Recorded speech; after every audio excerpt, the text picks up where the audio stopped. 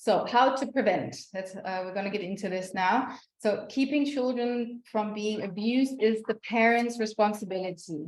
Okay, always. Of course, there's the part where you educate yourself, which is you're doing it right now. And well, let me just go through it. So how is it your responsibility? You educate yourself, you educate your children.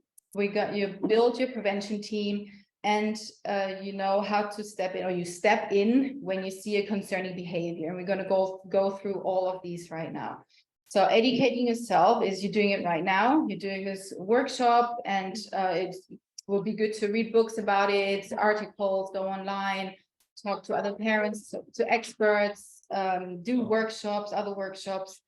That's the way to educate yourself. Then how to prepare your children or your child. Important to know is that fear doesn't keep a child safe. If you say there are really dangerous and evil people out there, and there are even people, they could be your grandfather, could be your big brother, could be your uncle, they're just gonna be scared the whole time, and it won't keep them safe. Okay, I don't want to go out. You don't want to scare your child, because it's not nice for the child, and it won't make any difference. It won't keep them safer. But training does. Educating your kids keeps them safe. So focus on treating your child right, so they have a good self-esteem. Educating them, I'm going to go into that in a moment. You know, letting them build their self-confidence, having a strong relationship with your child, so they know that they can tell you anything, whatever happens, you will always love them, and whatever happens, nothing will ever be their fault. Treating your children with respect and as an equal. Okay, so first of all, children know the difference between an appropriate and an inappropriate touch. They know what they like and what they don't like, and they have good instincts. They just need to know that they're allowed to express themselves. And usually this natural reactions of saying no is being punished out of them. So if you too often say you're a bad boy or you're a bad girl, or you need to listen, or just any type of punishment never does what you want it to do in the long run. It just makes the child feel bad, and then that can be used against the child. If you let your child express themselves, always set their boundaries, you know, your child has the self-confidence and the awareness or the knowledge that they can say no. Mm-hmm. So they as I want to go back to, they know what's appropriate and inappropriate touch, because we handle our kids since birth. They've been with us many hours of the day, so they know exactly if anybody touches them on their genitals, they know it's wrong. But the problem is, do they know that how to react? Do they know how to say stop it, or no, or I'm going to tell, or will they tell you? So we don't need to teach them so much that you know, this is right and this is wrong, but just let them be able to express themselves, and also tell them that it's okay to say no. Yeah, they have the instincts, and that's what we can count on if we give them this freedom to follow the instincts. Absolutely. Yes, and modeling is key. So just telling your kid, you can say no to people, and like nobody can touch you, or it won't be enough. Because if you say you're allowed to say no, but then if your kid says, I don't want to, I don't know, brush my hair, and you say no, you have to brush your hair. And if that happens too often in the day, in the week, in the months, they say, okay, she says I can say no, but actually no, I have to do what they tell me. So the more you give your child the freedom to choose what to do with their body and their life, their play, the better, because then your words will actually mean something. So modeling is key, that you set boundaries for yourself, towards your kid, and towards other people, that you set boundaries for your child, and that you respect your child's boundaries as well. So this is how kids learn to say no, and that it's okay to say no in certain situations, not by just saying, you can say no, just say no. No, that like you have to walk the talk. Then once you've, improved your modeling and respecting your child's boundaries, you can educate your child. And you do that by calling the genitals what they're actually called, and the rest of the sexuality. And it's not about saying, okay, come on, I'm going to do this workshop for you now. Sit down, I'm going to teach you all about the body and your genitals and sex and how does the baby get in. It's the child might not be interested in that moment. It's seeing the opportunities in the daily life. Like, for example, I mean, I've always done it this way with my kids. And when I was pregnant with Bo, Lima asked, how does the baby get into it? And I told her the truth. And she was there when Bo was born because we had her at home. So she saw that. But for example, when we walk to the bus station, there are lots of empty cigarette packets on the street. And every time Bo looks at the pictures, and sometimes there's like a cancer, and sometimes there's a baby because, it affects the people around you, might kill the baby inside your womb. So the other day there was a naked man on the bed, like this, lying like this. And she said, oh, what's that? What does that mean? It said, smoking can make you impotent. So I said, okay, it can make you impotent. And then I said, what does that mean? So I said, so normally when two people have sex, the penis needs to get erected, and it only harder and bigger to be able to go into the vagina. And that only can happen if the blood flow, the blood going through the veins, is okay. So when you smoke, the veins, the arteries get clogged up, and then there's no blood flow to the penis. And then the man can't have sex any longer without medication, maybe. And not being able to get a hard penis is called being impotent. So that's the lessons that I give my children when they ask, when there's the right moment. And they're all through the day. Like for me, for example, everybody has their own, boundaries. For me at home, like when I go to the bathroom, no matter what I do, shower, toilet, I always keep the door open. For me, that's okay. My kids walk in and out. And then they see me when I'm menstruating, and then they ask, what do you do? And I just explain it. So just look out for opportunities to teach your children when they have a question. Always answer their questions rationally, age appropriately, and with the truth. But some kids might never ask. Like Nina said to me that her daughter, she rarely asks a question.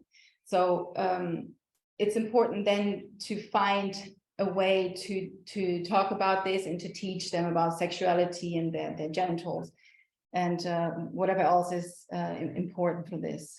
So what else you need to teach your children is the fact that your body is what I tell my girls, your body, your choice. If I say, do you want me to brush your hair? No. Okay. Do you want me to wash your hair? No. They just shower when they want to shower or bathe. They brush their hair. They wear what they want. They get changed when they want. Like everything is there. 99.9% of their life is their decision in our household. And this is an important one. You're the boss of your body. You have the right to say who touches it or not and how. Like, for example, a stranger touching the hair might go like, what just happened? If it's the grandpa giving a hug or something, they might want it, they might not want it. So that's important to respect, that the child has the right to say no, who to hug and who to kiss, whether it's your mother, your father, your brother, your sister, your cousin, their friends, whoever. So sometimes you might have to step in, and we go into that later as well, how to build your prevention team and how to tell people about your body safety rules for your kids. But that's the second thing. Your body, your choice. Then another thing to teach your children is you have the permission to say no to anybody, regardless of their age, position, authority. It doesn't matter. Like, you know, our parents, we were probably raised a little different, but our parents were probably raised, children ought to be seen but not heard. And then you have to obey and give your auntie a kiss. And they go like this, and they go like, I don't know what, and the kids couldn't mock up. They had to do all of this. But our kids need to know that they have permission to say no. And always respect when your child says no to you. Doesn't matter if it's about a hug or, you know, the hair brushing. Respect your child's decision to say no, because your behavior and reactions say more than 1,000 words. Okay, so you can say no to people, but if you force them to dress like that and to brush their hair and to bathe now and to clean their room and to blah blah blah blah, then again your words won't mean it. Another thing to teach your children is I'm going to tell. So if somebody comes to them and says, listen, I'm gonna show you something, but no one is allowed to know, like this is our secret, or like they touch them and they said no, the child needs to know that they can say, they're allowed to say, I'm gonna tell, and that they can tell you. Like when we have, the only thing I limit is screen time here. So sometimes Lima comes to me and says, Mommy, you know what? I was in the cupboard watching on Daddy's phone. And I never get angry. I just say, like whatever it is, it's like the only rule. So I never get angry when she tells me things, because I don't want her to get scared that she can't tell me things, that I'm going to be upset or angry or I'm going to punish her. It never happens. We don't punish, but it's important that they know that they can tell you anything. It's not listening to them. Yeah. So your child needs to know that he or she can tell you anything, and that he or she can say that phrase at any time when the other person is not listening to them saying no, or I don't want that, or stop.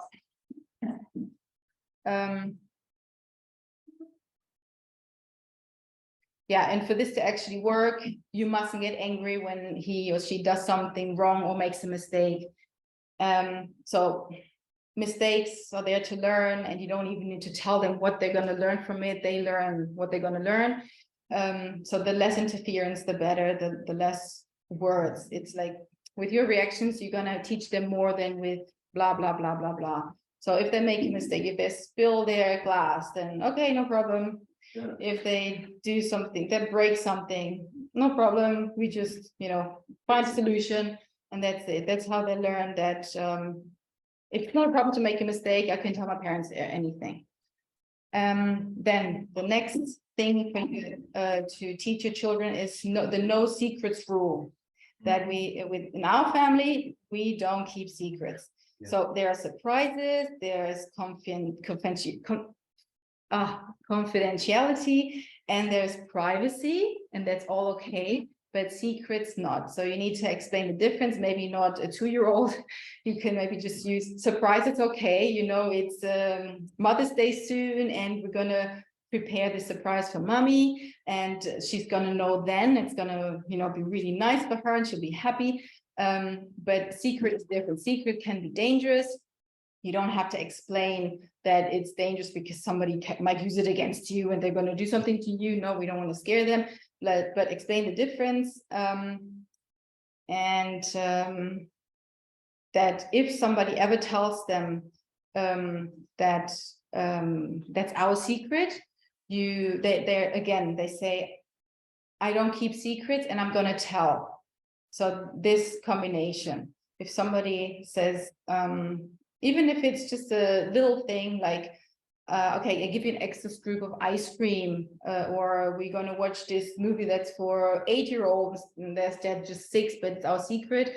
They need to know that, okay, if somebody does something that's not okay, and they say, let's keep a secret, they say, in our family, we don't keep secrets, and I'm going to tell. The next thing to teach your child is that they're not responsible for other people's feelings or mistakes. And that's, again, you can say it, but if you get really triggered because they make a mistake or they do, something wrong, that teaches them that whatever they did made you angry. So your emotions, they come from here. There could be 10 people standing in a line here, and I could be doing whatever, handstand with, I don't know what, and something can go wrong. These 10 people will all feel or perceive it differently. One might start to cry, the other one might start to laugh, the other one might get angry, and the other one, just everyone will react differently, because it never comes from me what they feel, it comes from that person. That's important for them to know. But again, modeling is key. So next time when you feel yourself getting frustrated or angry, find a way. I mean, this would extend this workshop too much, but to know that if you get angry right now, and it's probably not an emergency, so there's no need to get angry, it will only make the kid feel like, oh, I made my mommy angry, or I made my daddy sad. So especially don't say things like, what you did, if you don't stop this, then I'm going to be sad, or if you don't come with me, I'm going to be sad.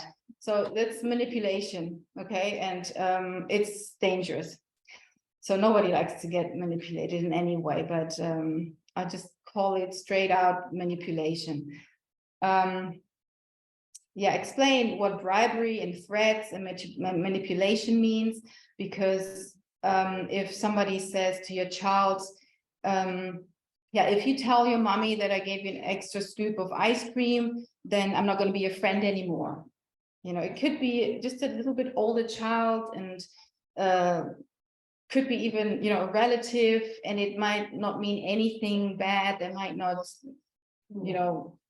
be even perpetrators, but kids need to know that that's not okay, and it's never their responsibility to, what other people feel, or how they're going to react.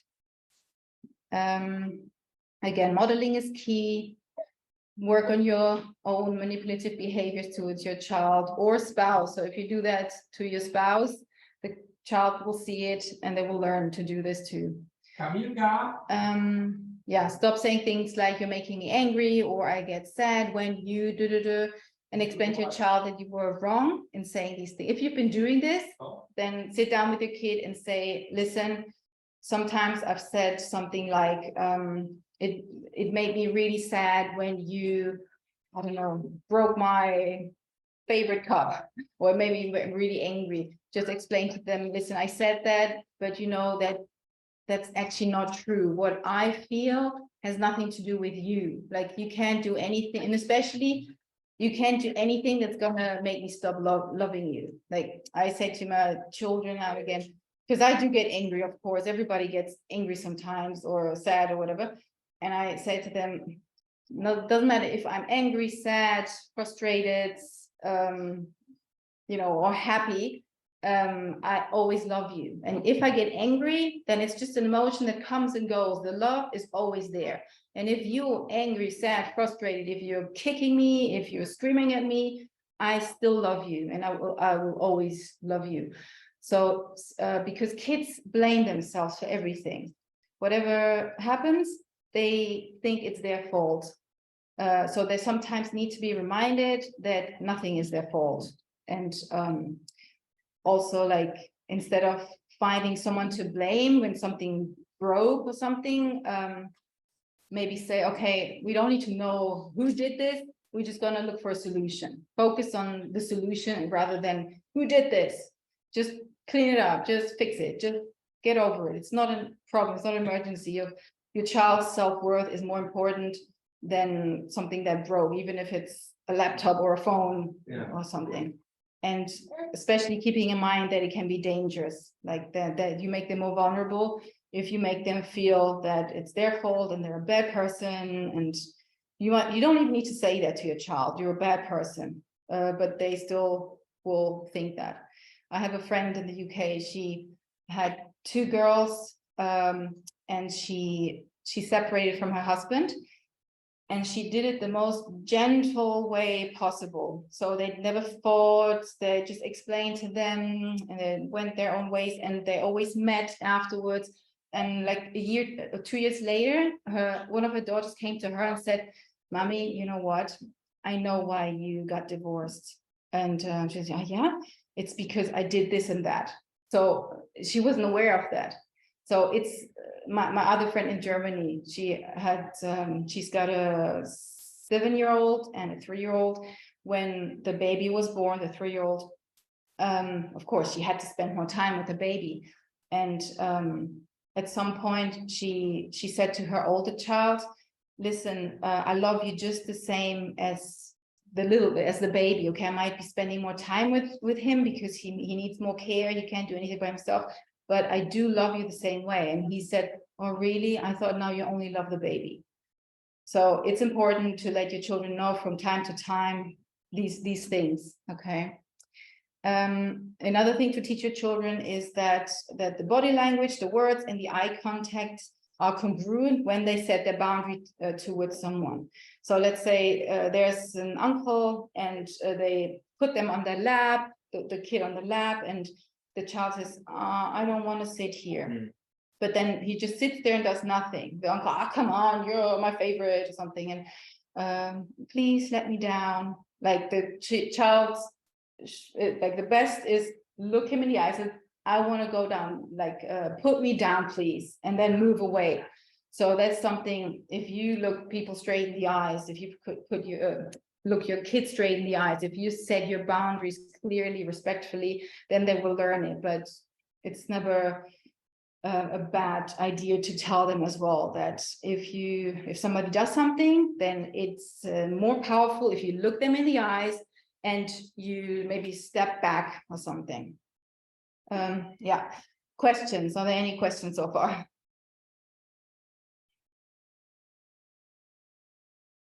When should no, I already answered the question for myself.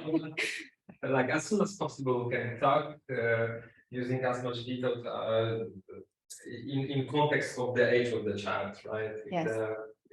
Yeah. Yeah, the question was, when should we start? And it's from the moment they're born, actually, because when you talk to your baby, you change the nappy and say, "I'm going to wash your neck now. I'm going to wash your armpit now. I'm going to wash your vagina now." Don't miss that thing when, don't miss saying, "I'm going to clean your vagina," when you have said, "I'm going to wash your ears and your armpit and your feet." Just, that's how you talk to babies from the day they're born. You just be as rational and loving and, gentle as possible. So to wrap this up, these body safety rules that you can then use to tell other people and your children. Our body safety rules are: we use the correct names for private parts.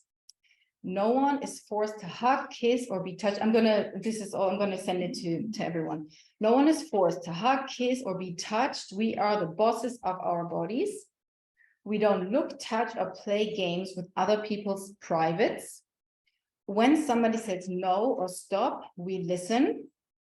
Happy surprises are fun, but no one should ask us to keep a secret, even a small one. And it is always right and never too late to tell if someone breaks a body safety rule. So they're okay to tell. I'm going to tell. So one thing is this as a concept, to tell your kids and, to model it, but then to really get it, to understand it, it's a good idea to act this out in a playful way. There's this game you can play, what if? So you can say, so you start with something and had nothing to do with the body safety rules. What if a lion is standing in front of you, here in our apartment, and they just come up with their ideas? It's like problem-solving, critical thinking, which is very important for the whole life, but for this specifically. And then you go into, okay, what if your uncle asks you to take your clothes off? And then you just listen what the kid says, and then you can maybe remind them of the body safety rules. But playing this game on a daily basis, just like in the car or in the bus or in a bathroom, it's something you can do, 5 what ifs, or until the kid doesn't want to play it anymore. And the kid can ask you, okay, what if, like, we played this today, and then Lima, what if your head gets stuck in your butt? Like they just make it, we just laugh and have fun. And, it's always good to have some humor in this and make it as casual as possible. So don't try to enforce a lesson, just play it games. And then now and again, you have this, what if you get lost in La Vie? What do you do? And then they can say, okay, we'll probably go to the information desk or something. Okay, you can just find solutions together. So that's a cool game to play with kids. And I think you can start that at like 3 years old. Then also practicing saying no to touch or behavior that a child doesn't like is also good to do as a role play. Role playing is acting out each scenario to children, so children learn the skill, not just the concept. In this PDF that I prepared for everyone, there are links, because I found this program. It's completely for free. There are lots and lots of videos where this woman talks to, I don't know how old they are, like 5-year-olds, 4-year-olds, and she does these games. So there you can see how to role play. What if? It's a really good video. It's really old, like from the 80s. But still good. But you can tell the difference from the kids in the 80s and the kids now. Like they were all, please stop. They always use the word please. I never force my kids to say please or thank you. They just, if you say, they will say at some point. But it just seems so, she was trying to teach them, but their body language was like, stop it, please. Like that. I think our kids, because I never step in when my kid says, no, I said, okay, that's good. Better than stop it, yeah. And when my kids fight, like Lima loves Bo, and she's just, oh, you're so cute. And and she kisses her and she cuddles her, and Bo says, no. And then Bo goes, bam, and she hits her, and I don't interfere because, at some point, it's a good thing to still have that erection inside if you're told to never hit. And there are moments where it's okay to hit. So I don't want to, get that out of her. And she doesn't do it when she says no for the first time. She does it when she said no like 5 times. Okay. And I always step in. And so my Lima, Bo said no. She said it 5 times now. We need to listen when other people say no. So that's just another opportunity to explain this. It's important to listen to other people saying no. Then it's important to listen to your child and watch out for hidden messages. For example, there are 3 stories that I remembered from the workshop I did with Feather. One was a 3-year-old coming to nursery and say the first thing she said to the teacher was, last night Daddy ate my cookie. And the teacher said, I hope it was yummy. So it wasn't on her radar. She's not a bad person or stupid or anything, but it was actually sexual abuse. The father had practiced oral sex on his 3-year-old, and she had told the teacher. Then another story, I don't want to play those games with grandpa anymore. So the grandfather was abusing the child.